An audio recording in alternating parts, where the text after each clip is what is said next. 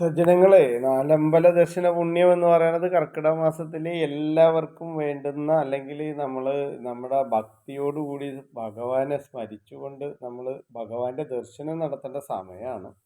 വനവാസ കാലഘട്ടത്തിൽ തൃശ്ശൂരിൽ നിന്ന് സ്വാമി ഇവിടെ വന്ന് വിശ്രമം വെച്ചിരുന്നൊരു സമയമാണ്.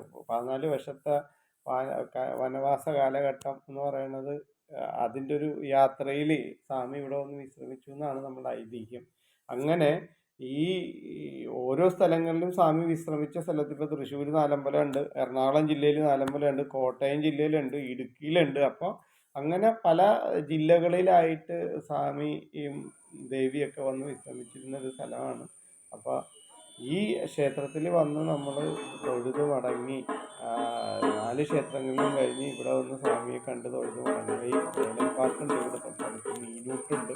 വേലൻപാട്ടിൽ നമ്മുടെ നാടും പേരുമൊക്കെ പറഞ്ഞ് നമുക്ക് ഇവിടെ വേലൻപാട്ട് നടത്താം. മീനൂട്ടുണ്ട്, മീനുകൾക്ക് ഭക്ഷണം കൊടുക്കാം, പുണ്യമാണ്.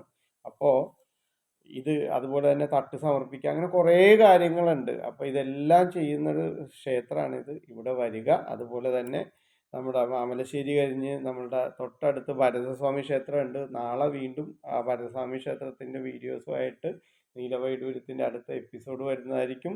നിങ്ങൾ ഓരോരുത്തരും നിങ്ങളുടെ ഫാമിലിയുമായിട്ടും മറ്റുള്ളവരുമായിട്ട് എറണാകുളം ജില്ലയിലുള്ള നമ്മുടെ മാമലശ്ശേരി ശ്രീ രാമസ്വാമി ക്ഷേത്രത്തിൽ വന്ന് വണങ്ങി അനുഗ്രഹങ്ങൾ വാങ്ങിച്ച് മടങ്ങണം. നാളെ നമുക്ക് വീണ്ടും കാണാം അടുത്ത